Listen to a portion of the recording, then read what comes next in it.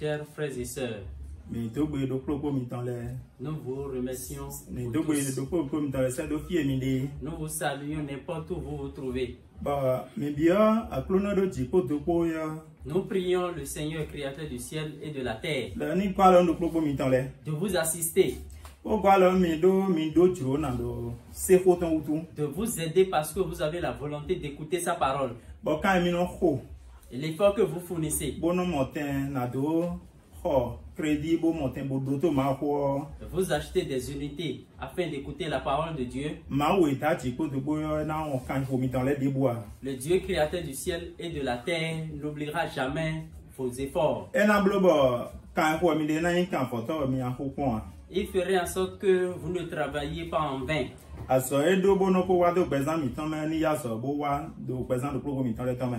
L'œuvre qu'il a déjà l'habitude de faire dans nos vies, qu'il continue toujours cette œuvre dans nos vies. Et il fait ses œuvres telles qu'il lui plaît de les faire. Et c'est par sa volonté que nous écoutons la parole de Dieu. Et c'est lui aussi qui a donné ce moment par lequel tu écoutes sa parole.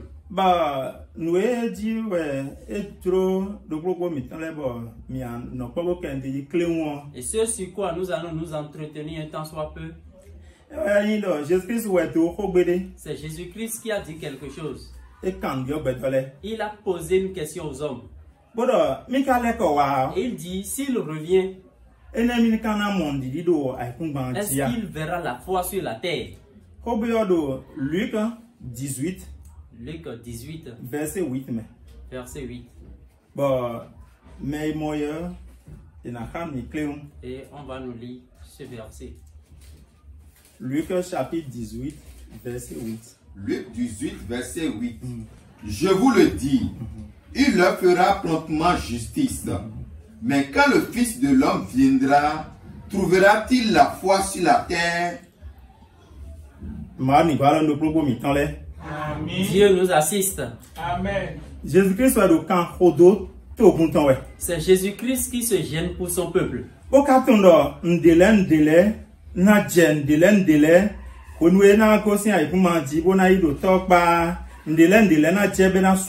Et il sait que lorsqu'il va quitter ce monde pour aller rester auprès de son Père, beaucoup de choses vont arriver.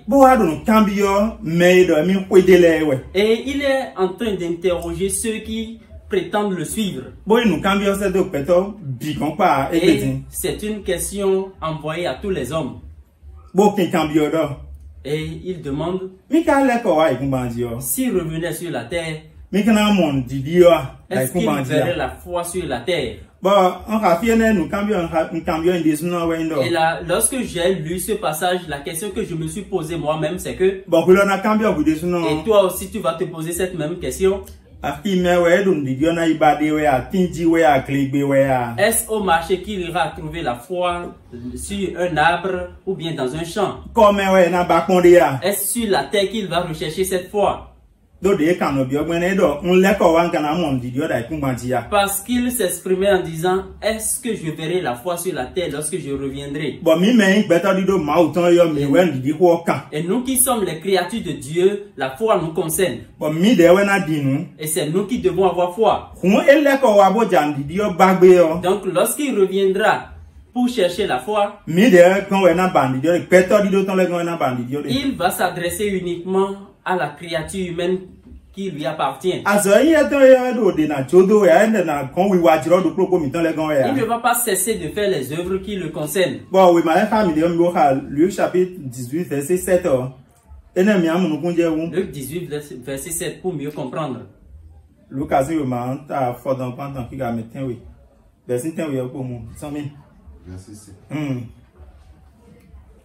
chapitre 18, verset 7. Luc 18, verset 7. C'est aussi pour cela que je me suis... Luc chapitre 18, verset 7. Oui, ma louki tonta, a foton quanton, besian fotin oui. Nous l'homme, newa ma ou mankana, ya ubo, wenu ye moi bon. Voilà. Nous Il s'est Et Dieu ne fera-t-il pas justice à ses élus? Mais ceux que Dieu a choisis et ils sont ses élus.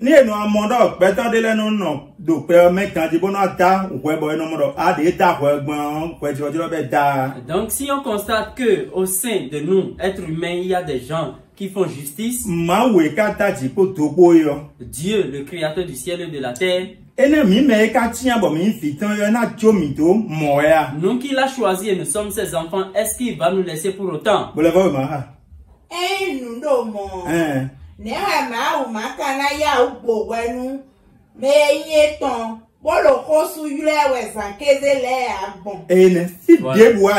N'importe où tu te trouves,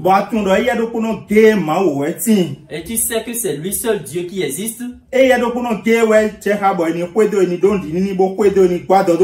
qu'il faudrait le suivre lui seul uniquement, de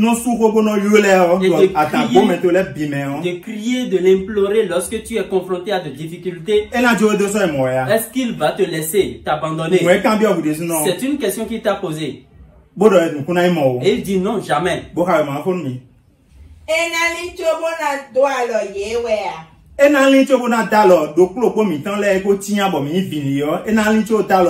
Est-ce qu'il va tarder à nous faire justice? Et ce passage nous demande que n'importe quelle que soit la difficulté dans laquelle nous nous trouvons, les problèmes, quelle que soit leur nature, de ne jamais aller quelque part chercher la solution, de faire face à Dieu lui uniquement, et de lui dire nos problèmes. Il nous viendra en aide. Et lui ne va jamais cesser de faire cela. C'est parce qu'il n'a pas abandonné que toi tu écoutes sa parole. Tout le monde n'est pas capable de l'écouter. Mais il t'a donné la possibilité et la grâce de l'écouter. Et en s'échinant de cette façon pour toi, n'ayant pas abandonné son œuvre,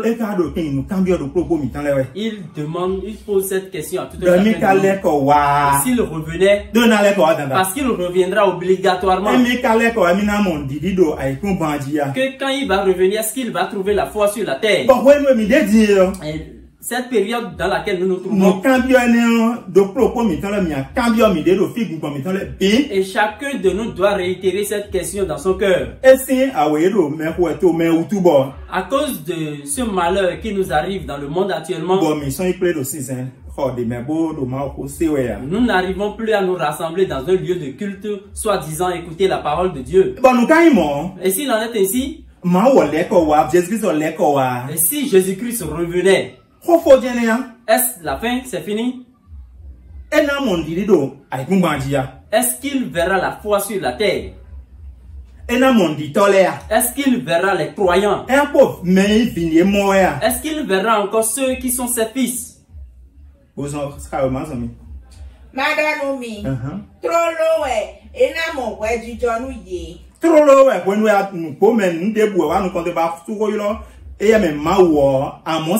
Automatiquement, lorsque tu es confronté à une difficulté, tu l'appelles avec cri, tu auras la solution à ton problème. Que ce soit une maladie.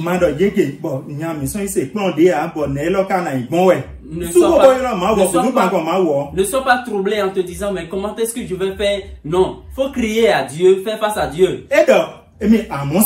Il dit, tu auras la solution.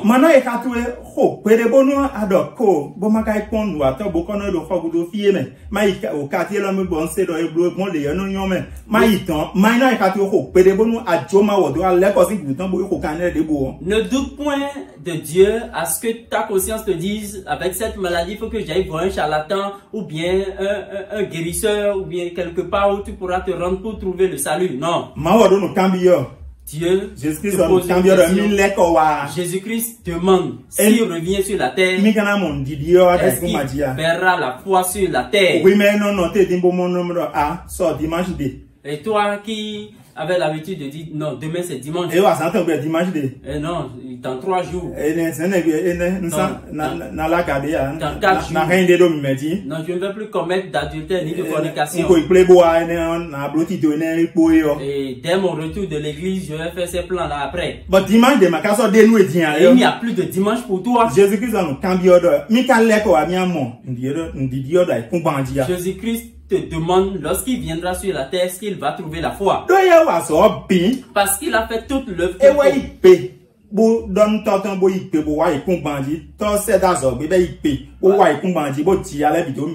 Parce que c'est lui qui a accepté lorsque son père l'a envoyé sur la terre pour travailler pour nous afin de nous sauver. Il a accepté toute persécution parce qu'il veut sauver les hommes de leurs difficultés. Et il était mort sur la croix. Il a été percé du côté et il en fut sorti du sang et de l'eau. Avec le sang, il a établi une nouvelle alliance avec nous. Avec ce même sang, il a effacé tous nos péchés. Et avec l'eau, il nous a baptisés. Et il voudrait que nous croyions en soi. Et nous avons cru en cela, nous allons et nous revenons. Mais il nous demande actuellement, et s'il revenait, est-ce qu'il va trouver la foi sur la terre? Et pour trouver la foi sur la terre, ça dépendrait de toi et de moi. Moi, j'accepte qu'à son arrivée, il verra la foi en moi. Et toi? Et toi? Est-ce qu'il va trouver la foi? C'est la fin, tout est gâté déjà, c'est ça? Et le peu de temps que tu as passé chez toi sans l'assemblée de Dieu, est-ce que c'est cette vie misérable que tu vas continuer à mener? Et tu iras rendre quel compte à Dieu? C'est lui qui gouverne tous les temps.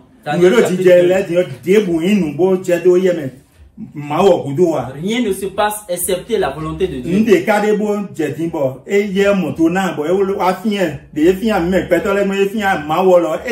Non, et quelque chose ne se passe sans que Dieu ne le sache, comme nous les humains nous le faisons d'habitude. Daniel chapitre 2 verset 21. Daniel chapitre 2 verset 21. C'est lui qui change les temps et les circonstances. Qui renverse et qui établit les rois. Qui donne la sagesse aux sages et la science à ceux qui ont de l'intelligence.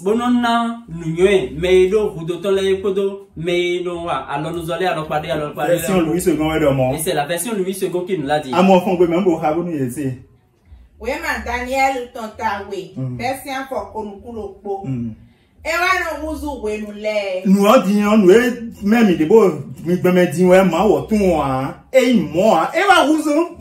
et cette situation, ce n'est pas que Dieu est sans savoir ce qui se passe. Et moi, en mettant un peu de réflexion sur ça,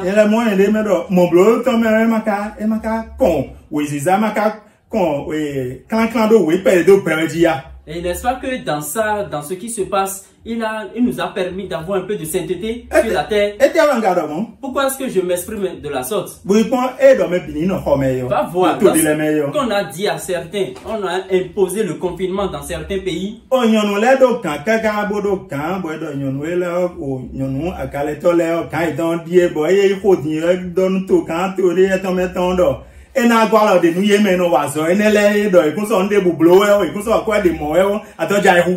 Et il y a même la chef des putes qui existe et elle a dit, mais cette fois-ci, nous n'en pouvons plus, nous n'arrivons plus à nous nourrir comme il se doit de les aider. Et est-ce que tu vois et des gens sont sur cette terre et se conforment à cette façon d'agir. Et Dieu dans le ciel l'analyse et se demande, est-ce mes enfants? Et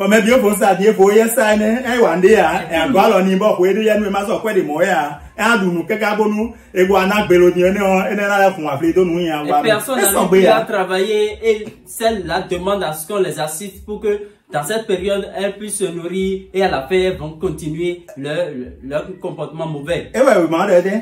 Et la Bible nous dit.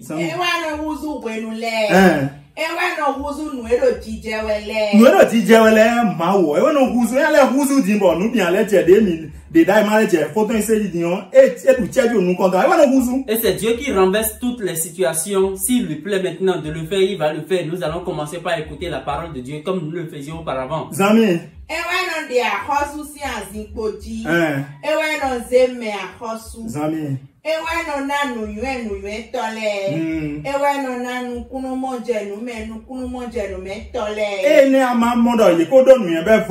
Ne te dis pas qu'ils sont déjà sages, c'est fini.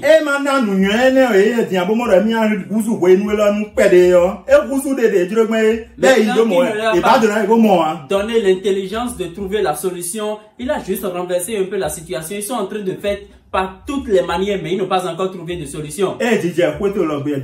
Ça se passe dans ta maison.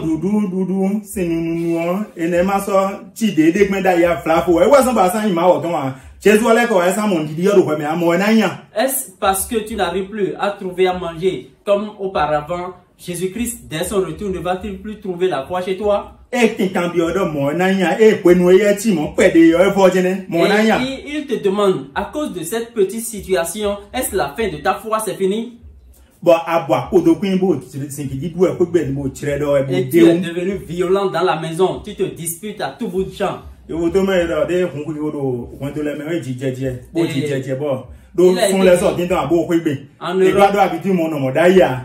Il a dit, en Europe, la violence conjugale devient de plus en plus nombreuse parce que les hommes n'arrivent plus à sortir de chez eux. Ils sont confinés dans les maisons avec leurs femmes et là, la violence augmente.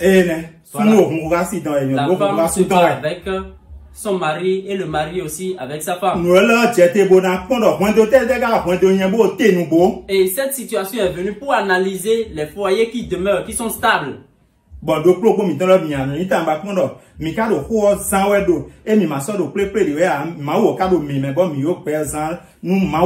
Et chacun doit s'analyser pour voir si maintenant que nous n'arrivons plus à nous rassembler dans notre communauté, est-ce que chacun individuellement arrive à mener sa vie pour plaire à Dieu? Ou bien toi-même tu te disputes déjà. Tu te bats déjà chez toi. Parce que tu sais que le mercredi prochain on n'ira plus voir les dirigeants pour se plaindre à eux. Et tu es conscient de ça. Tu sais aussi que le dimanche là on ne verra plus personne à qui se plaindre. Mais sache qu'il y a quelqu'un à qui on se plaint à n'importe quel moment. C'est lui Dieu qui a mis son esprit en toi. Pourquoi est-ce que tu vas mener ta vie de la sorte?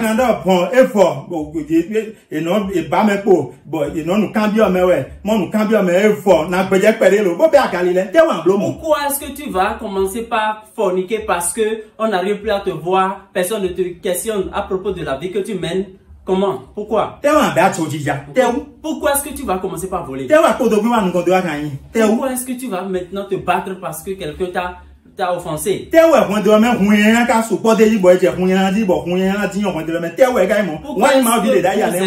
Pourquoi est-ce que vous vous agressez dans les ménages parce que actuellement on n'arrive plus à sortir de chez soi?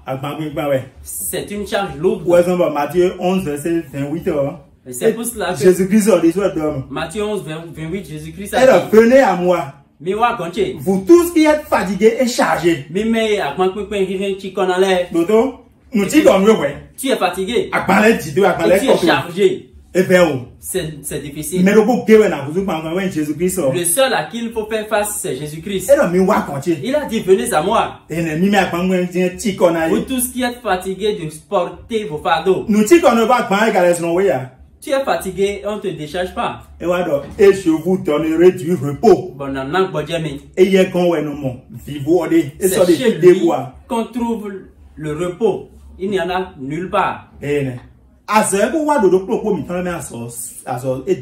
ce qu'il a déjà fait en nous, c'est déjà si grand et immense. Nous constituons le temple de Dieu. Là où nous nous rassemblons, ce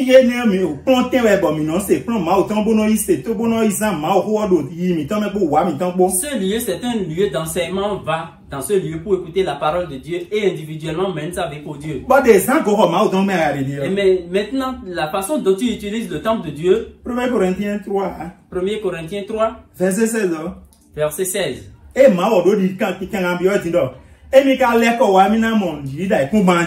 Lorsque Dieu demande, lorsqu'il reviendra, est-ce qu'il verrait la foi sur la terre? 1 Corinthiens 3, verset 16. 1 Corinthiens 3, verset 16. Et tu t'as dit que tu vas mener ta vie comme bon te semble. Ne savez-vous pas que vous êtes le temple de Dieu? Et l'Esprit Saint nous interroge à ce point. Et vous qui avez mis votre conscience dans le temple d'église, vous dites, ça porte à croire que Dieu a arrêté, tout a été arrêté. Dieu vous demande ceci. Individuellement, vous êtes le temple de Dieu. Et tel que tu te comportes, est-ce que tu as la ferme assurance que l'Esprit de Dieu est encore en toi? Et que l'Esprit de Dieu habite en vous?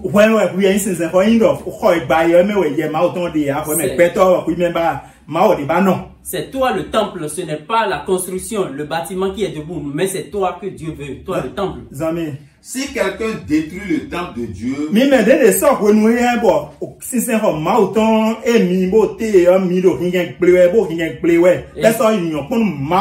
vous qui détruisez le temple de Dieu à cause de cette période de confinement et vous n'êtes plus agréable aux yeux de Dieu, écoutez très bien. Dieu le détruira.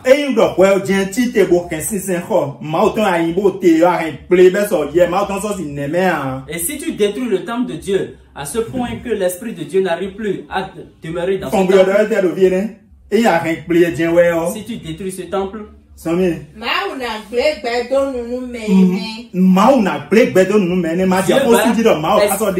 Dieu va exterminer celui-là. Ne crie plus pour demander l'existence de Dieu.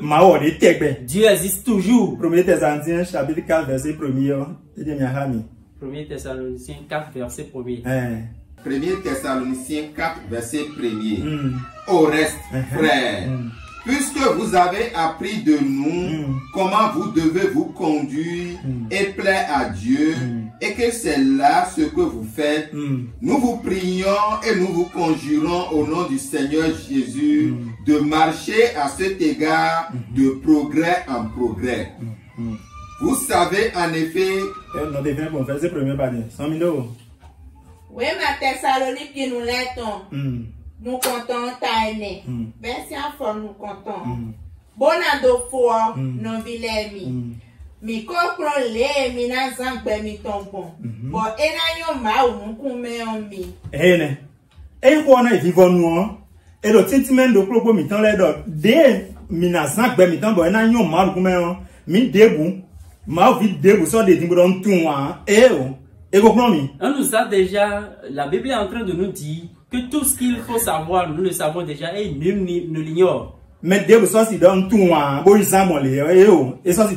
Personne ne pourra dire par ignorance j'ai fait ceci, non.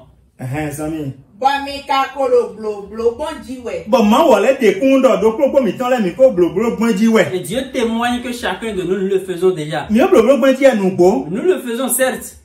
Et maintenant, qu'est-ce qui nous empêche de le faire? Qu'est-ce qu'il y a? Parce qu'on nous a juste dit de rester chez nous, c'est ça? Non, ça ne doit pas être le cas.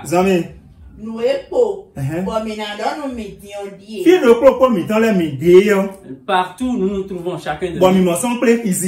Nous n'arrivons plus à nous rassembler. Voici ce qui reste à nous dire.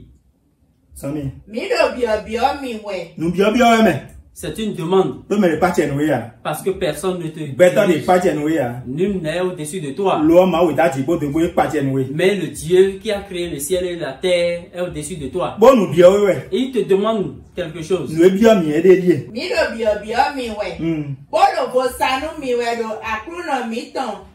Jésus y commédo. Menino Zangbe miton.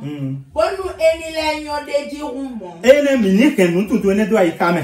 Que nous gardons cette connaissance dans nos cœurs. Zangbe miton. Menons notre vie. Et mino sonu. Maintenant que nous sommes loin de notre lieu de culte, nous devons mener notre vie pour qu'elle soit meilleure, de progrès en progrès, pour que nous soyons agréables aux yeux de Dieu. Ne menons pas une vie de désordre, seulement la vie que Dieu nous convie à mener. Bodo bosanu miwedo aklu no Jésus y comendo. Menino Zangbe miton. Bonu enile nyonde di rumon. Ni nyonde di rumon. Menez votre vie pour qu'elle soit plus agréable. Et ne wasombo Jésus-Christ ko desino ko do. Jésus-Christ même l'avait prédit.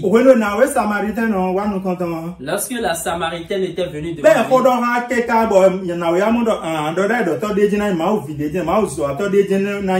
et il conversait avec la dame a fini par comprendre que c'est certainement un enfant de Dieu, un prophète. Jean chapitre 4 verset 20. Jean chapitre 4 verset 20.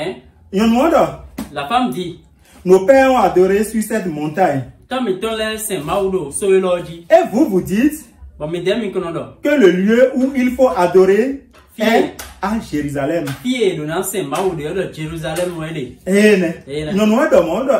Voilà, c'est la femme qui a dit ça.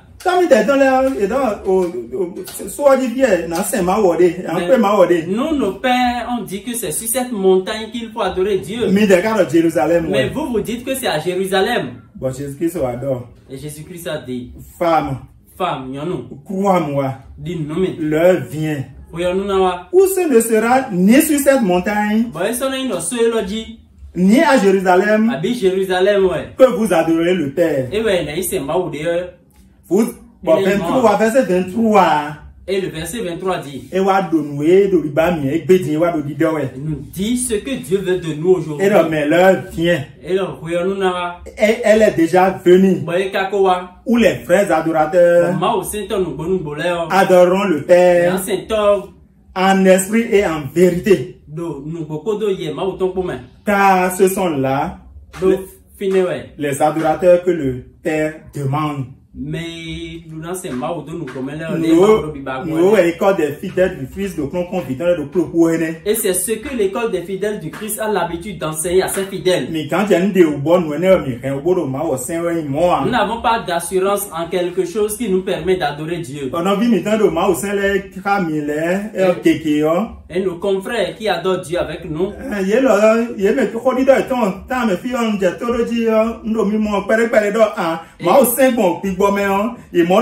et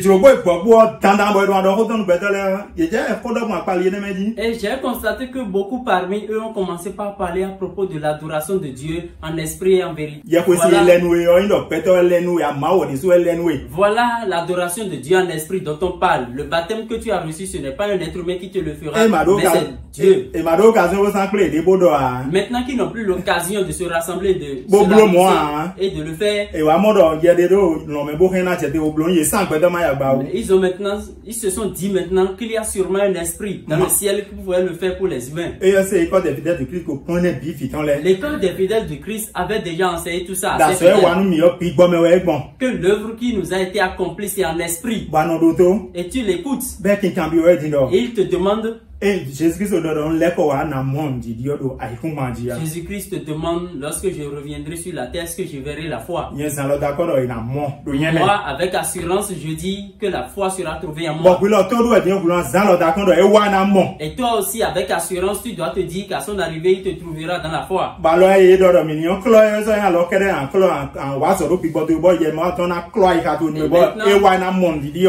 Maintenant qu'on nous a dit de nous laver régulièrement les mains, ce ne serait plus seulement ta main, mais ta conscience que tu dois purifier. Et si tu acceptes de marcher selon les prescriptions de Dieu,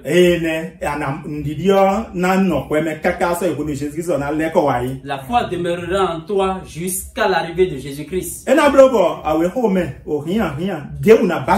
Il fera en sorte que tu ne sois confronté à aucune difficulté, à aucun malheur. Il va te maintenir sain jusqu'à son arrivée. Amen. Au nom de Jésus-Christ, nous avons prié. Amen. Au revoir.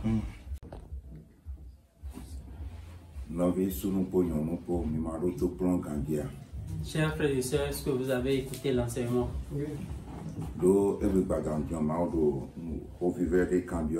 Parce que ce soir, Dieu nous demande, Dieu nous a posé une question. Et quand il reviendra, est-ce qu'il va trouver la foi sur la terre?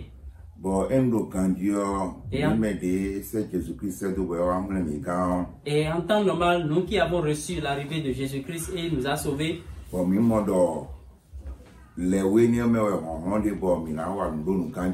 et nous avons constaté que c'est dans cette purification que nous serons capables de faire le bien.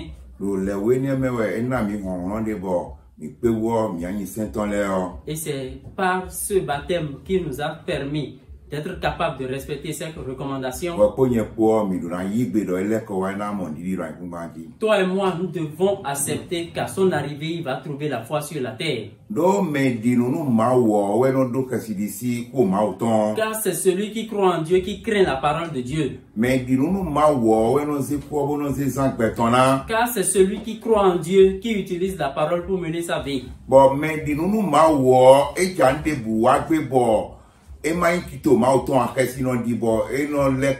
Et celui qui craint Dieu, qui croit en Dieu, lorsqu'il voit le péché venir, il se détourne. Et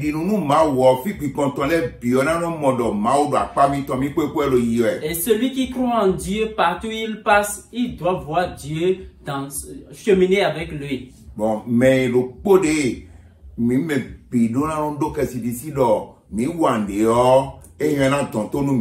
Et c'est celui-là seul que nous devons craindre, nous disant que si nous péchons, c'est lui seul qui peut nous punir.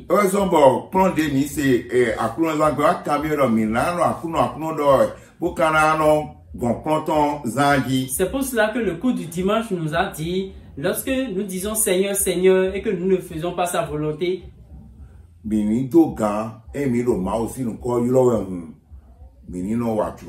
que désormais de faire l'effort, lorsque nous disons Seigneur, nous devons aussi faire l'effort de pratiquer sa volonté.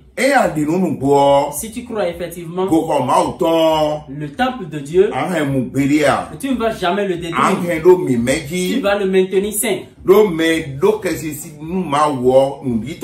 Parce que c'est celui qui craint Dieu qui est le croyant. Le croyant ne commet plus l'adultère. Le croyant ne vole plus.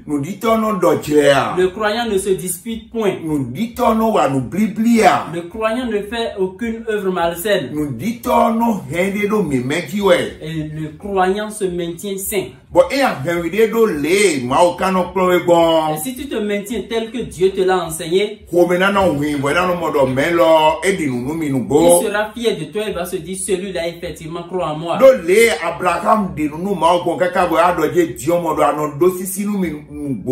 Parce que c'est de cette façon que Abraham a cru en lui et il faisait tout ce qu'il voulait. Et Dieu s'est rendu compte que Abraham a cru effectivement en lui.